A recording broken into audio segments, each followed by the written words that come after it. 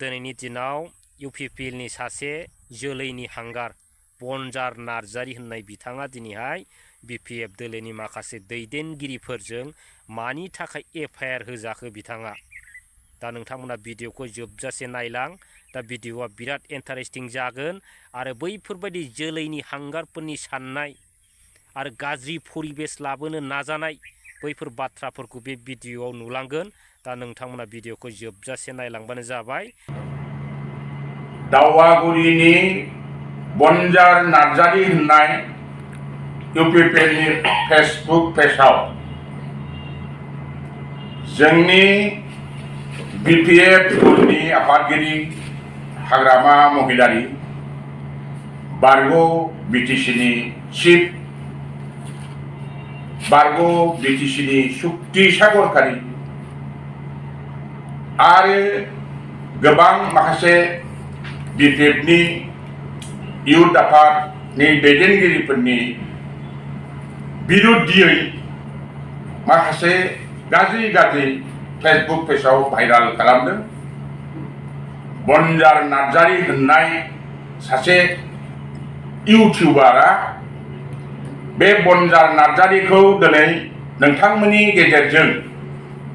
गसाइगाव जिल्ला बिपिएफनि जानानै गोख्रोङै जोङो बिथांखौ सोंख्रि हरनाय जायो जाहाथे बिथाङा जेनाखि प्रेस बिबृति होदों फेसबुकआव हाग्रामा महिलारी बिपिएफ दलआ मानसि बुथारग्रा दल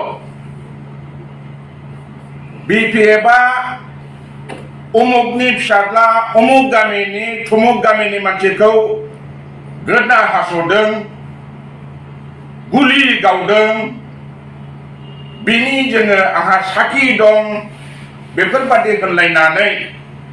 माखासे शहीद परियालखौ राजनीतिक लाबालाबनि जुनै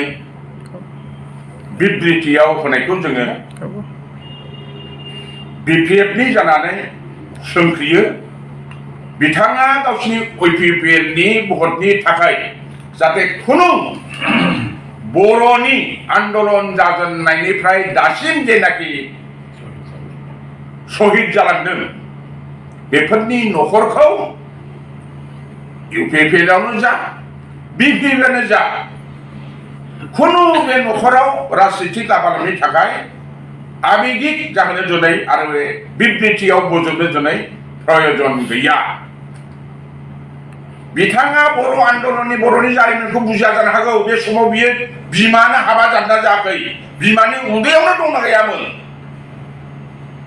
घटनाफ्रा बोरै जालांदों बोरै जालाङा दिनै बे प्रमद बर'निखौ इउपिपिएलखौ देरहासारनो जुनै जानला मोनला बर' जारिमिनखौ मिन्थिया गारा आन्दलना बोरै जालांदों बोरै मा जालांदों सोरनिबा न'खर थैलायनायखौ मिन्थिया गारा गाज्रि रोखोमै माबा होनायखौ जोङो सोंख्रियो आरो इउपिपिएल गसाइगाव जिल्ला कमिटि इउपिपिएल जन्दुवार ब्लक कमिटिखौ बिथांनि सायाव एक्सन लानो थाखाय जोङो गसाइगाव जिल्ला बिपिएफनि जानानै जोङो अनुरोध खालामो। बेबादि मानसि थायोब्ला नोंथांमोनहा भटआव लाखनिफ्राय लसआ बांसिन जागोन। जारनि फले जेराव बड'लेण्ड टाइगार होननाय सासे दंमोन बिथाङा स्रि थानांबाय बिराद गाज्रि बिबृति होग्रा बड'लेण्ड टाइगार उदालगुरि ना बबेनिमोन फेसबुक होग्रा बिथांखौ दिनै नुला। थिग बेबादिनो प्रकाश नार्जारीमोन बादि इउपिपिएलनि जानाय जायै बिबृति होनानै इउपिपिएलखौ दोबैलांहोनायनि थाखाय इउपिपिएलनिफ्राय दिनै बिथांमोना नुला महरखौबो नुला भाइरालबो जाला रंगुलमोन बादि बिबृति होग्रा दिनै ओंखारला आरो दिनै बे बड'लेण्ड टाइगार बादि दिनै जोंनि गसाइगाव महकुमायावनो सासे जाम्बा बेसेबां गोरों UPPL सरकार दाखिनाब्ला गावनि आखाइखौ दानस'ना लागोन होनना बुंलायनाय जों नेगासिनो दङ 2 मासल'सै 2 मासनि उनावनो बिनि आखाइया गाव दानस'ना लानांसिगोन बेखौ जों आसा खालामो साख्रिनि खोथाव बुंदों बियो प्रमद बर'आ साख्रि होजोबबाय थाखा फैसा गरसेबो लाजासिनो बे परमपराखौथ' साख्रिया ब्रिनिया मोनदों बे अभाबमोन हाग्रामा महिलारिनि टाइमाव बेबादि अभाबखौ खालामबोआखैमोन दा दिनै कय बोसोर मास्टार गैयालाबानो Khasiabari school Basgaon school Mathambil school Gossaigaon sub डिभिजनाव जेसेबां स्कुल दं बे खबर लाथों बर' मिडियामानो हक एसामिस मिडियाममोन मास्टार गैयालाबानो कय बोसोर परीक्षा होनांगौ दिनै बेखौ बर' फरायसा आफाद बर' थुनलाइ आफाद BPFनि काउन्सिलनि दैदेनगिरि अपोजिसनाव थानाय गासिबो जुथाइ नारसिनलायनायाव आसाम सरकारनिफ्राय स्पेसियेल टेट खुंनानै दिनै बे माखासेफोरखौ मास्टारनि अभाबफोरखौ सुफुंनो हादों मेरिट बोसोरसे जेरै आसामा लादों बेबादिनो बहायबो थांदों होनांगौ आरो अनेक दंबावो खिन्थु बे मावथों बेथ' सुक्तियाव दंमोन भेन्सार स्कुलफोरखौ प्रभिन्सियेलाइज खालामजोबनाय सुक्तियाव दङ बे सुक्तिनि मथे दिनै मानो होनबा बबे सुक्तिनि बबे दफाया मावफुंजादों बेखौ बे नार्जारि जाम्बाया बुंथों कय नम्बर जारागुरि बादियाव सुक्तियाव दंमोन मामा अर्गेनिकना हासार फेक्टरि होननाय माब्ला जागोन दिनै BTC सुक्तिखौ अशान्ति सुक्तिमोन होनना बुंदों बे बरबका दिनै अशान्तिया सोर खालामदों पर्बजरायाव दिनै बर'खौनो होखारनाय बे शान्तिना अशान्ति प्रमद बर' जानायनिफ्राय दिनै साथाम साब्रैसो शहीद जाबोनांदों जों सानो दिनैसिम बर' जातिनि थाखाय जाय सोरबा UPPL जानानै हक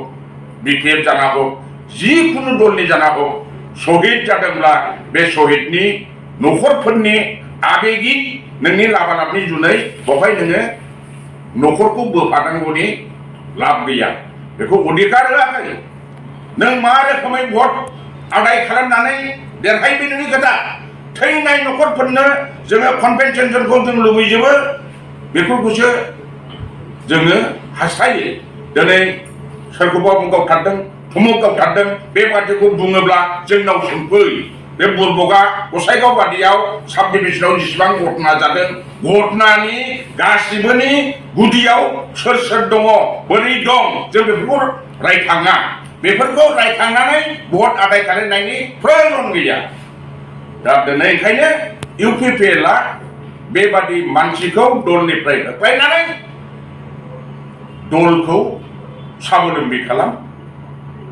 नङाब्ला नोंथांमोना बेबादि बुंनानै जे जोंहा भट मोनगोन मोजां मोनगोन बे नङा बे नार्जारिनि बिबुंथिजों दिनैहाय जोंनि साब डिभिजनाव बबेश्वराव साम्प्रदायिकबो जानो हागौ गावजों गाव मुगैलायनाय गिलायनाय बे मोनसे फैनो हागौ बिनि बेफोरबादि फाग्ला बिबुंथि होयोब्ला भटनि समाव बा मालाबाफोर समाव जोंहा साम्प्रदायिक अशान्ति फैयोब्ला दायनिगिरिया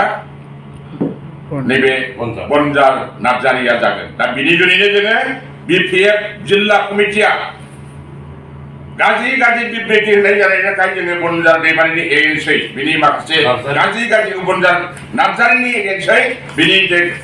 गाज्रि माखासे जेनाखि साम्प्रदायिक जाहां माखासे मामाफोरखौ सय परियालखौ बोनाय जोङो थानायाव जोङो FIR होनाय जाबाय आरो FIR होनाय बायदि जोङो प्रशासनखौ बुंदों बेफोरबादि मानसिनिफ्राय जोङो साबधान जानांगौ आरो बेखौ शान्ति सम्प्रीति दलियबाबो जेबो जाहाथे शान्ति सम्प्रीति गावबागाव आवगायलायनो हायो रायजोफ्राबो बयबो जालायनो हायो खुनु जाहाथे बहाय बुथारलायनाय सेथारलायनाय गावलायनाय दानलायनायनि बाथ्राफ्रा फैया बेफोरखौ नोजोर होनानै प्रशासना पुलिस प्रशासना बिथांखौ एरेस्ट खालामनांगौ आरो बिथांनि जे बिबृति होनाय बिनि सायाव इमिडियेट एक्सन लानांगौ होननानै जोङो दिनै बिथांखौ केस होनाय जाबाय।